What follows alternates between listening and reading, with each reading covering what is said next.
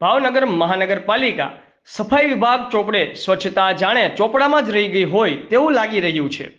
ભાવનગરના ભીલવાડા સર્કલ પાસે આવેલી આંગણવાડીની દિવાલની બાજુમાં જાણે કચરાનું એપિસેન્ટર બની ગયું હોય તેવું લાગી રહ્યું છે।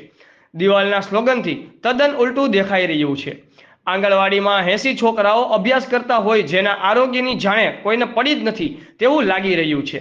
હાલમાં ચાંદીપુરા જેવી બીમારી નાના છોકરાઓને પોતાના ભરડામાં લઈ રહી છે। મચ્છરથી થતા રોગો, ડેન્ગ્યુ, મલેરિયા જેવી બીમારી નાના છોકરાઓને મોતનું કારણ બને છે, ત્યારે સ્વચ્છતાને લઈ આવી બેદરકારી। ભાવનગર મહાનગરપાલિકા સફાઈ વિભાગને શું આ દેખાતું નથી? શું આરોગ્ય વિભાગ ગાઢ નિંદ્રામાં છે? કાલે સવારે કોઈ અઘટિત ઘટના બનશે તો એનો જવાબદાર કોણ?